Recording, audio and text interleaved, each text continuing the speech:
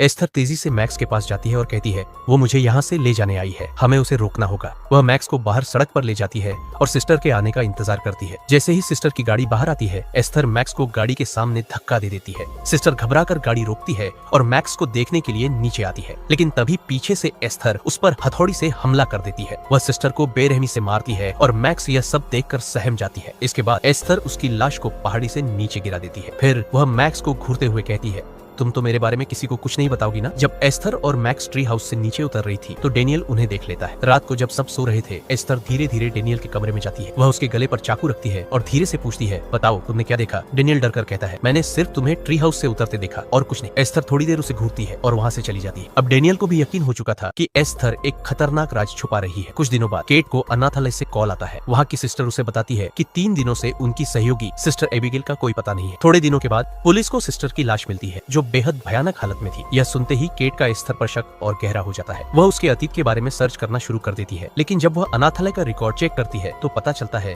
कि एस्थर का कोई भी पुराना डेटा मौजूद नहीं है। अब केट यह सब जॉन को बताने की कोशिश करती है, लेकिन जॉन उसकी बातों को नजरअंदाज कर देता है। उसे लगता है कि एस्थर सिर्फ एक मासूम बच्ची है और केट बेवजह उस पर शक कर रही है। केट अपने दोनों बच्चों को स्कूल छोड़ने जाती है। वहाँ वह मैक्स और डेनियल से धीरे धीरे पूछती है, क्या तुम्हें कभी एस्थर अजीब लगी? क्या उसने कभी तुम्हें चोट पहुँचाने की कोशिश की है? लेकिन दोनों बच्चे इतने डरे हुए थे कि उन्होंने कुछ भी बताने से मना कर दिया। अगले दिन जॉन एस्थर को डेंटिस्ट के पास ले जाने की बात करता है, लेकिन एस्थर तुरंत मना कर देती है। इसके बाद एस्थर जॉन से कहती है, मॉम मुझे अपने बच्चों की तरह प्यार नहीं करती। जॉन उसे समझाता है कि अगर तुम्हें माँ का प्यार चाहिए तो तुम्हें उन्हें भी अपना प्यार दिखाना होगा।